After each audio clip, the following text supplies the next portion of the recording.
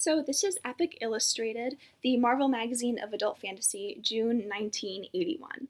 And my understanding is that this anthology was created in response to the rising popularity of the magazine Heavy Metal in Western Europe, and this was created by Marvel, of course, sort of compete with that. So it is in anthology format, so it isn't like a traditional comic book, which I found super interesting. Like, you have overviews, you have written blocks of text by the editors, and of course, very dated cassette advertisements. The first story, if I can find it, is Flash Sport. The opening page looks like this, and it's by Mike Sands and Roy Kinnard. And I found this story super interesting because it's all about these two, like, very young boys, maybe 13, 12, 14, who are playing this kind of video game. But then the line between digital and the real world gets blurred and eventually broken. So they're playing this game, they have avatars and androids they're controlling, and they're breaking a few rules, they're playing with like a level that's too powerful for them that they're not supposed to. And it's all fun and games until they kind of start antagonizing each other, egging each other on. I feel like it's a very classic dynamic that we see between young men in all forms of media, and that really hasn't changed since 1981. So there is like these small doses of violence. You have like their characters are shooting guns and whatnot, but they're all isolated from it. They're in their games with their headsets playing video games essentially. And when they're in this world of controlling these avatars, you can see the art style. Like, you have these like blue lights. It's very foggy and like ethereal. Everything is like, especially in this panel right here, you can just see like that kind of faded out look. And to me, that sort of represented like this digital, like unreal world because it feels very far away and misty. But then that starts to get broken when one of the boys' characters sort of breaks out of this game and starts actually literally breaking into the room where he himself is playing. And this is where it gets very concerning and really trippy. And the other guy he's playing with doesn't believe it's real, doesn't believe anything's wrong, until eventually it gets revealed that the other boy has been killed by this guy, the monster from the video game, and then he kills the other boy right here in this final panel, which is such a departure from the blue smoky sort of vibes I showed you earlier. This is red, this is clear, there's nothing blurry or foggy about this, and it's so grotesque, and it's such a visceral depiction of violence against such a young boy. It is shocking, and I think that's the point. To me, I'm seeing a lot of commentary about technology, video games, even the internet, which wasn't really around at this point, but that's definitely how you can see it with a modern lens. And I think that these kinds of conversations are still happening today. And so it's really interesting to see that we are still concerned with this theme, even, many, many decades later. And so this second story is called Next Orbit by Jean Bello. This is the opening page. Very different art style. You can see that immediately, a lot more colorful. And there's this natural element to it. We're starting with like these sort of bug creatures. We have these beautifully vibrant greens, blues, pinks. And they're inside of this vessel that looks very natural. You can sort of see like the walls. It looks like a cave made out of trees. It's a very natural environment. And these characters are talking, and then they get to this point where they're looking out of these windows, and it sort of feels like, okay, maybe we're in a spaceship. That would make sense. Space, outer space, science fiction. And then there's just this last page is where it all ties together. It's definitely the most impactful part of the story, where you realize that the ship they're in is a bug orbiting around a light bulb, and they're so happy because they found other orbiting life forms, other bugs around this light bulb. And this is just awesome. This is classic science fiction. It's all about subverting your expectations and like pulling the rug out from under you. And I love this. The artwork is beautiful, of course, but there's this deeper message about perspective, about what we see our place in the world as being and what it actually is. And just to watch these people think of a light bulb as a star, and their bug is a vessel, a space vessel. It sort of brings to mind questions like, I wonder if there are these like great grand beings who see our Milky Way as a light bulb, just like a small thing to orbit around, which is pretty trippy, and that's what great science fiction does. It makes you think about the future, or it presents the future, but it makes you think about your present, and it makes you question what you think you know.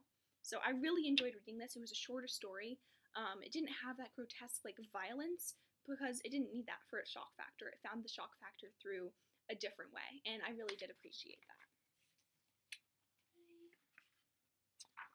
And then the third and final story I read was New Life for Old Malls. It doesn't say the artist on here, but this design, very different. Immediately, it's black and white, which honestly makes sense because it opens with a newspaper clipping. So the entire vibe kind of gives like a newspaper. And this one was really interesting to me because it seems to be centered around youth culture and concerns about youth culture. It opens about how there's this cinema that's showing like really graphic X-rated movies on the lower floor, and how there's like a parent protest group who's trying to get it shut down, but they can't. And there's all these like drug-using young punks who go to this mall. And so immediately I saw connections again to today and things that young people doing that maybe older generations don't agree with or are actively trying to like legally ban. So once again, nothing really changes. But we're introduced to these characters and the way they're dressed, very punk, very like 70s, 80s, you know, they're talking about using drugs, and they're in this like very like grungy environment. And there's this new movie that everyone's talking about called KULTZ, spelled KULTZ. And apparently it's making people go crazy. And there was somebody who watched it and eventually like chainsaw murdered a bunch of people but escaped. And so they're all going in to watch this movie. They're all in the theater here together. And again, you have this guy right here. That's the newspaper clipping again about him. And he's there in the theater again because he escaped custody. And it's amazing. You have this entire group of people who are all like young. Like there's a restlessness in the audience. And the movie is opened and it starts. And it's actually just a mirror. Now, this is the one criticism I do of this piece, is that the black and white format is really cool, but it did make it kind of hard for me to immediately understand that it was a mirror. So I understand. I wish there was just a way they could have made it a little bit clearer, because the fact that it is a mirror is so important. Because when these people are confronted with their own reflection, that's what makes them crazy, essentially. And a fight breaks out, a bunch of people die, bodies everywhere, because it's just them looking at themselves, which is really trippy. And I think that the panel where this really comes together is when you have our main character here, looking at the screen, and then his eyes slowly become one. He's just like entranced with himself. He can't look away, and it's horrifying. And then the movie ends, and the theater is littered with bodies, and the robots clean it up. But ultimately, at the end, he gets out of this, like, what you would think would be a traumatizing and horrifying experience. And his friends ask him, oh, have you, I'll actually, reread it exactly. They let you see KULTZ free yet? Come on, we go and see it. And he just goes, KULTZ? And then it just starts all over again. Which is absolutely the weirdest part, because you would think somebody who just, like, witnessed a bunch of people get killed and narrowly survived this because of a movie wouldn't go back and see it again, but he does. Because there's something just enchanting and enrapturing about it, which is fascinating. And this is a bit of an inference on my part, but even on the very first panel, he has these cuts on his faces, which to me imply that this is not even the first time he's seen the movie, that he's already midway into this cycle. That's just an inference, but I think it's potentially a valid one considering how it ends. Now, this entire anthology, I appreciated the format of it being an anthology. Particularly at the end, there's a feedback section where readers of this magazine would actually write letters to the editors. I think that this kind of like artistic community is kind of not really alive anymore. This idea of having some sort of personal connection to the people who created this piece of art that you're holding in your hands, that you can just write them a letter.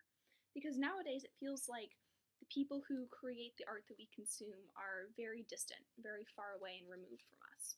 So this kind of connection is really cool to see. And I totally understand how this entire anthology was just like something for a very dedicated group of nerds who all cared about the same thing to come together and just read cool ideas. So I really enjoyed reading this, and I wish this kind of format of art, or art all dealing with one kind of theme, would come back.